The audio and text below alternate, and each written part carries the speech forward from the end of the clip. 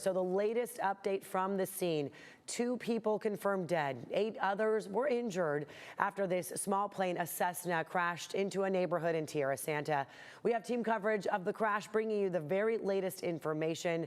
Thank you for joining us on CBS 8. I'm Netta Iranpour. And I'm Eric Connor. Glad you're here. Chris Groh and Regina Yorita have been on the scene since we first learned about this crash after it happened, since about 3:45, 4 a.m. We also have Abby Black, Shannon Handy at the San Diego Humane Society, treating animals impacted by the plane crash. We want to check in with CBS 8's Regina Yorita first, one of the first reporters on the scene with the latest. And Chris Groh was also there right after it happened. Chris, what is the latest there? Look, it has calmed down tremendously. In fact, where we are right now is essentially the beginning of the chaos, right? This is the area that we have seen a number of planes fly over our head right now, because this is the flight path. This is the same flight path that same Cessna, before it crashed, flew over, taking down a light pole.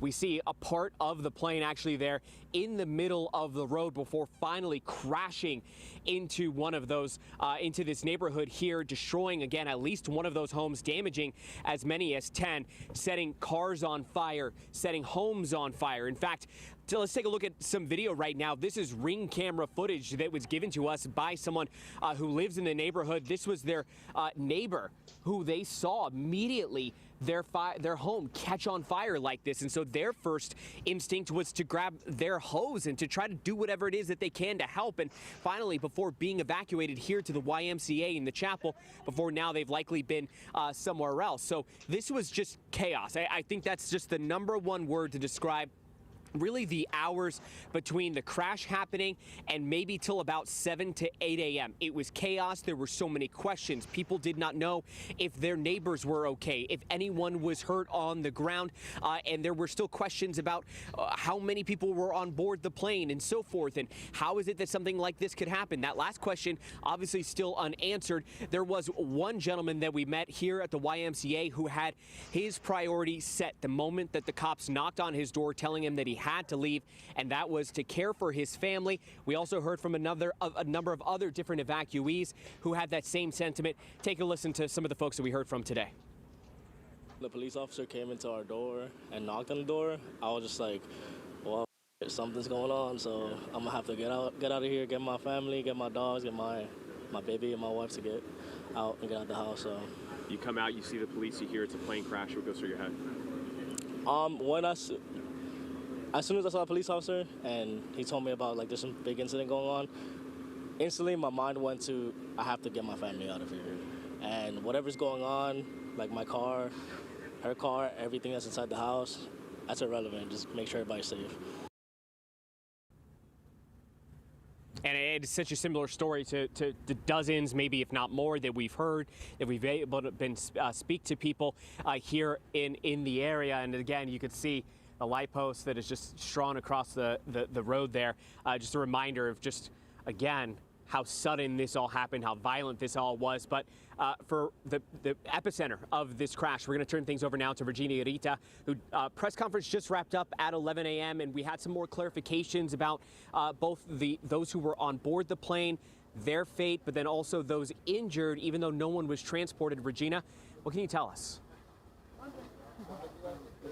Yeah, well, Chris, right now, obviously not many officials out here, although we have several media outlets in this area. But right now, what officials are waiting for is for NTSB to arrive, and they're going to be taking over the investigation. But as you mentioned, that press conference happened about an hour ago, and we got more details about what sort of happened. We know that all the homes during that incident, when that incident happened, they were occupied at the time, and the biggest concern was making sure that every person was able to evacuate safely. But right now, what we learned was that 8 people were injured in the process of evacuating, but only one of those injured was taken to the hospital with minor injuries. And the 2 people who are confirmed to be dead are those who were on board the plane. We know many military families quickly started helping other military families because this was a life-threatening situation. We heard officials saying that some families were even jumping out of windows to get to safety because there were fires on both sides of the street. Now, in terms of the recovery process, it's going to to be challenging and painful for some families. Active duty members are suffering as their homes have been destroyed. Right now, this is still an active scene. Roads are closed, and officials say the best way to look for updates is on social media. But again, law enforcement's first priority right now is to make sure our military community is safe and they're provided with all the services that they need. We actually were able to talk to some families earlier this morning. Take a listen to what one man told us. The window and just saw fire all the way down the road.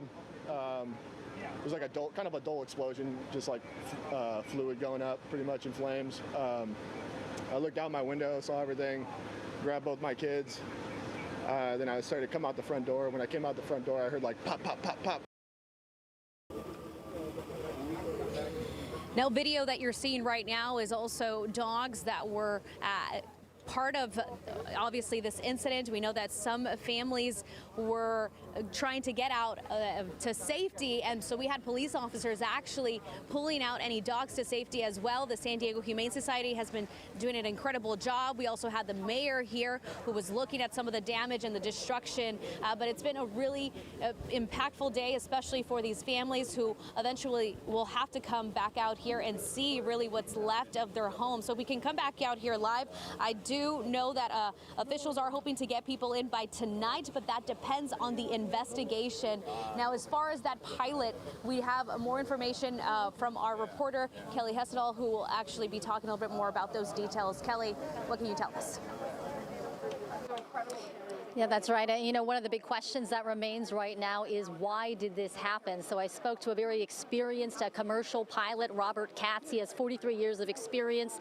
We've spoken to him many times before, and he walked me through some of the audio from the control tower from liveatc.net. Take a listen. SoCal Citation 666, Delta Sierra with you, descending through 17,000 for 12,000. That's the pilot. Station 666 Delta Sierra SoCal approach. The Montgomery ASOS is out of service. Which approach would you like? Yeah, 6 Delta Sierra, yeah, we noticed that. We'll take the RNAV 28, please. Okay, stop right there. This guy has no authority to even attempt an approach when he has no reported weather. That's just careless and reckless on his part. 6 Delta Sierra, just wanted to know if you really had any idea on the weather. I got the Gillespie weather, but as I'm sure you know, sometimes it can be dramatically different between Gillespie and Montgomery. 6 Delta Sierra, let me see what I can find out for you. Okay, thanks. Yeah, according to Gillespie, it's pretty much down to minimum, so I just want to see what I'm in for here. Now, Katz points out this is his opinion about the pilot based on all the information he's gathered, but you heard the pilot say he didn't know the weather conditions at Montgomery Field at the time of landing. The plane was coming in from Wichita, coming here to San Diego, but we know that weather conditions were poor. The tower at Montgomery Field wasn't operating at the time, so that air traffic controller you heard the pilot talking to is out of a different tower here in the San Diego area. At one point, they talk about possibly having him land at Brown Field, but he decided, no, I'm going to go with Montgomery. Katz said the pilot was descending very fast. Obviously, a lot going to come out during this investigation. We're still in the early stages. But back out here live, we do have some information about who the plane is registered to. It's registered to a man named David Shapiro, who owns a music industry booking agency. We're told he owns several planes, but at this point, we have not confirmed that he was the one piloting this plane. So a lot more questions that are going to be answered hopefully in the coming days, the coming weeks, but still a lot of things we just don't know at this point. But I'll send it back to you. All right. Thank you for that, Kelly. And we're certainly here gathering that information. Our crews in various parts impacted by this plane crash. So we want to bring you more of our coverage here, more hopefully questions now being answered. It was 3:45 when this plane crashed into a military neighborhood. Many members of the Navy live here. 100 people were displaced, had to be evacuated from their homes. CBS 8 Abby Black live from Miller Elementary School. That's one of the evacuation sites. And a briefing is about to begin there. What's this all about? Yes, Eric, we are here live at Miller Elementary School where you have the fire department that is about to give a briefing to all of the families that had to evacuate, because this is the designated evacuation site where they've been accepting donations as well. We have diapers, we have clothes, because remember, many of these families that had to evacuate, it was in the middle of the night, so many had to leave with just their pajamas on. And now we're talking about we're in the middle of the day. They need clothes, they need food, they need diapers for their babies. And they also have therapy dogs are here as well. Okay, we're going to pause and let's listen to what the fire department says to brief these families.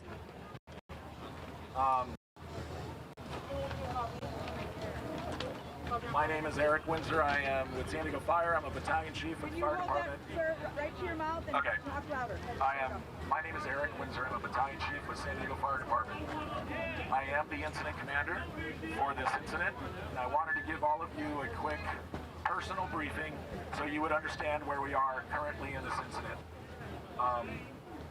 We are now in the investigation and recovery phase of this incident. I will start with an apology to those stakeholders, neighborhood members, that we were slower than we would like getting information out to all of you, but this is a very active and ongoing fluid situation. Right now, what I want to share with you, without going into too much depth of what's going on, is that we are going to start letting some residents back into their homes. We are going to open Tausig Street in its entirety. I would urge all of you, as you're going down Tausig, to drive slowly, drive safely. We still have a large police department presence, and a large presence of the fire department and the NTSB is now here on scene. I'm going to let you know right now what is open and what is not still accessible.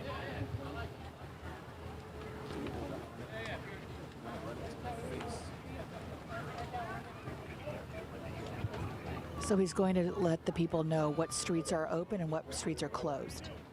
All right, actually I'll take it. So Tausig is now open all the way down the length of Tausig.